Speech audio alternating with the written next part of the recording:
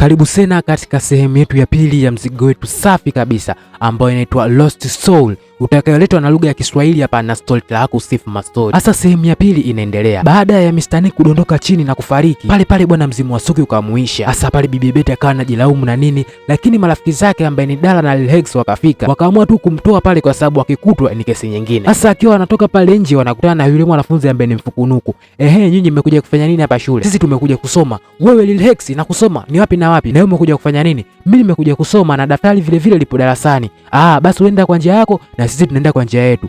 Sawa. Kila mtu akapita njia yake pale na nini, wakaondoka zao. Sasa kesho yake shuleni taarifa ilifika hadi kwa principal kuhusu kifo cha Mr. Nick. Basi akamwita mlinzi na mwalimu wa zamu kueleza hivi hadi tukio la kifo kwa Mr. Nick linatokea, wao wote walikopo wapi. Sasa mlinzi majibu alikopo anampa yeye alikopo hayaingii kabisa akilini. Eti mimi tumbo langu jana usiku likopo linaniuma ndio maana sikujua chochote kile. Lakini pale simu ikawa inaingia. Simu ni ya detective kuwa anakuja hapa kuja kushughulikia hili swala la Mr. Nick na kuja kugundua nani ambaye atakuwa amehusika katika hili swala. Basi pale wakaendelea kuongea pale na nini. Sasa baada ya muda kidogo detective alikuwa amefika, akampeleka hadi darasani. Huyu mnamuona hapa mbele yenu ni detective ambaye amekuja kushughulikia swala la Mr. Nick. Hivyo inatabidi mumpe ushirikiano kwa kila jambo atakalotaka kuwafanya pamoja na nyinyi. Sawa. Sasa detective akasema kuwa nitamuita mmoja nipate maelezo yake binafsi ili mradi nipate kugundua ni kitu gani ambacho kimetokea kwa Mr. Nick. Basi akawaita wote, kila mtu kwa nafasi yake mmoja aje kuelezea ni nini kwa Mr. Nick na kitu gani ambacho anakijua kwa Mr. Nick. Ni noma sana mazee. Basi lile zoezi liliendelea kwa wanafunzi wote hadi akawamaliza unaambiwa. Sasa baadaye wakiwa njiani Betty na marafiki zake wakawa wanaongea. Hivi unalionaje hili swala? Haliweza kusababisha matatizo kabisa. Pale bwana yule mwanafunzi fukunuku anafika. Wewe Lil Hex, sijasema lakini ile siku nilikuona shuleni na nitakusemea tu. Bibi Betty akafika mbele. Sasa utamsemea Lil Hex kafanyaje? Lil Hex hajafanya chochote na ile muda sisi tulikupo naye. Sisi tutamtetea. Nyinyi mteteeni tu. Lakini mimi lazima nitamsemea na nishahidi hiki kitu. Akaondoka zake. Sasa nyumbani baadaye Lil Hex amekaa na Betty akaanza kumwambia, hivi unajua kitu gani? Suki, si ulisema anaweza kuongea naye katika ndoto? Basi jaribu kumvuta uongee naye akueleze jinsi gani ambacho alifanyiwa mpaka anafanya maamuzi kama haya. Basi sawa, akakaa zake tu pale ili mradi aongee na Suki. Sasa Suki akamleta katika kumbukumbu zake ambazo zilifanyika mwanzo. Suki siku moja alikopo analia, Mr. Nick akaja pale. Alikopo anamfanyia ukarimu mmoja hivi ambao ni mzuri sana kwa sababu hakuonekana kama ni mtu aliyeshiriki katika ubaya wote kwake yeye. Sasa akamuuliza, hivi kwa nini na Mr. Nick anaonekana ni mkarimu kwako wewe lakini umemuua? Mr. Nick kosa aliyofanya yeye ni kuuzika mwili wangu. Alisubutu kunizika mimi kipindi nimeuliwa. Ndio maana na yeye sijamuacha, nimemuua. Noma sana mazee. Sasa kesho yake huku shuleni huyu mwanafunzi mfunuku akamfuata Sabalo. Unajua nini? Ile siku ya tukio wewe ulikuwa wapi? Ndio naeleza hivyo. Kumbe kuna detective Wenge, mbona sijaambiwa sasa? Mimi nishamueleza vitu vyangu vyote detective, sina haja kueleza na wala sitaki chochote.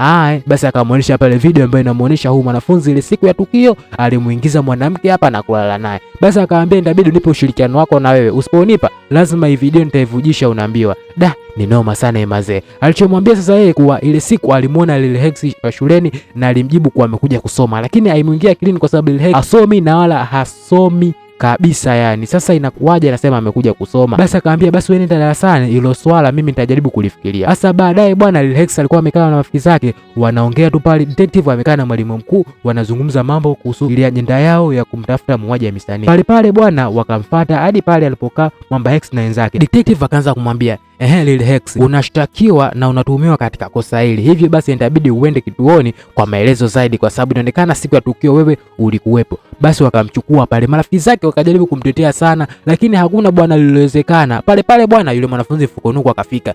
Lil Hex alisababisha madhara kwa kakaangu hadi sasa hivi yupo hospitali katika ugonjwa wa koma. Na niliahidi lazima nitamfichua tu. Na nishamwambia tayari hawezi kufanya lolote lile. Ni noma sana mazee. Sasa inaonekana kwa huyu mwanafunzi fukunuku ndiye alienda kushtaki kwa Lil Hex alikuwa anaona tukio ile siku ya tukio linavyofanyika. Basi kabla tujaendelea na kukumbusha kubonyeza kialama cha kusubscribe katika channel hii ya E7 Flix. Storyteller yako hapa anaitwa Steve Mastori. Tuendelee sasa.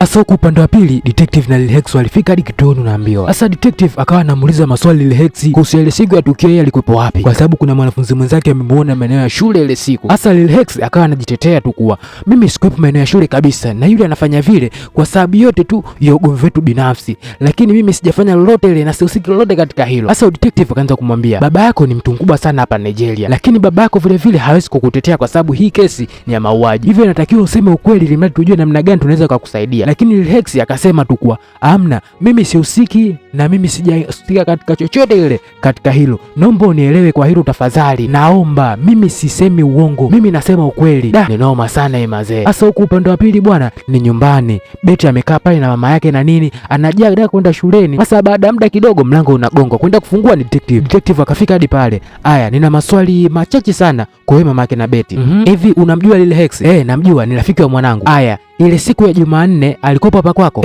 Alikuwa hapa kwangu, alikuwa na mwanangu anakula na baadaye wakamaliza wakacheza game. Basi asante sana. Basi detective akatoka zake. Sasa alivyotoka bibi Betty akamkumbatia mama yake na akaona amemsaidia na nini, baadaye kaenda za shule. Sasa bwana kufika shule hapo kupo kuna mzozo unaendelea. Huyu bonge kuna msichana alikuwa anamtaka lakini yule msichana alikuwa amtaki. Sasa baadaye pale mlinzi Sabalo akaja pale kusuluhisha ugomvi. Sasa akati anaondoka bibi Betty akamuona, akaanza kumfuata nyuma nyuma, unaambiwa. Akaanza kumwambia maneno ambayo hata wewe wenyewe unahusika. Hivyo basi itabidi ujiandae, siku zako zinahesabika. Dada pale pale bwana akamwambia samani bwana, samani, anazingua tu adanganye, wakaondoka zake. Sasa kufika mbele wakaenda hadi katika ule mti na nini, dada akawa anamuuliza, kwa hiyo inamaanisha hadi yule mlinzi yupo? Si unaona kabisa hadi pale nilivomfuata pale akuwa mimi alikuwa ni Suki yule. Ni noma sana mazee. Lakini tuachane na hayo, nimemisi sana Lil Hex. Tumuombee atarudi tu. Sasa baada muda kidogo Lil Hex anarudi, unaambiwa wakampokea kwa shangwe wewe na kwa furaha. Kikosi chao cha watu watatu sasa kimekamilika. Sasa itabidi uanze kupanga mipango na nini ya kuhusu ukweli wa Suki, ili mradi bie Suki amwachie Betty na awe katika maisha yake mazuri. Hapa ndio sehemu aliozikiwa Suki. Sasa tufanyaje? Sijui tupafukue, lakini Hex akasema kuwa hapa tukipafukua tutaulizwa tumejuaje, na mimi sitaki kabisa katika kuhusika katika kesi yoyote ile ambayo itaniweka mimi katika kifungo. Hivyo basi hiyo sio nzuri. Sasa baada muda kidogo yule msichana alimchongea Lil Hex akafika pale. Basi dada akamfuata pale kwa mbio zote, wewe hemu muache, si unaona wewe, naona umetoka, lakini hivi tetu haijaishia hapa, lazima nitakukamata, unaambiwa. Ni noma sana mazee. Sasa huku nyumbani leo mamake na Betty alimuita mganga mwingine. Haya, yule alioletwa hapa ni mganga. Sasa hapa atakuja kutuombea na nini, inatabidi sana yeye ukae uifanye unazogazoga. Ni noma sana ile pale mazee. Sasa bado amekaa katika meza na nini, wamepanga vitu vyao, mganga anaanza manyonjo yake, unaambiwa. Haya, anavuta pale anavuta. Sasa bibi Betty akanafanya kama siala. Mwisho wa siku bwana Suki akaja kweli, unaambiwa. Sasa akaanza kumuuliza, wewe ni nani? Sasa Suki akamwambia tu kuwa mimi naitwa Suki. Haya, niambie umekuja kufanya nini katika mwili wa huyo msichana? Unaweza nimekuja kufanya nini? Lazima walipie watu wote waliohusika katika kifo changu mimi. Sasa mganga akaanza kusema, haya, wewe hauwezi ukafanya chochote kile, lazima nitakusalambatisha, unaambiwa. Ni noma sana mazee. Basi akaanza kumsambaratisha pale, mwisho wa siku bwana akatoka zake. Sasa baada ya muda kidogo Suki akarudi, unaambiwa akaanza kumkaba mganga. Ni noma sana mazee. Alimkaba, mwisho wa siku akamwachia akaondoka zake. Sasa baadaye mganga anaulizwa, vipi kimeendelea nini? Tuambie. Lakini majibu hayakuwa kunyoka kabisa. Mwana anaondoka tu. Sasa hajaniambia ukweli wote ule, mimi nitajuaje? Ni noma sana ile mazee. Sasa baadaye bwana mida jioni wamelala. Pale pale bwana mzimu wa Suki ukamfuata.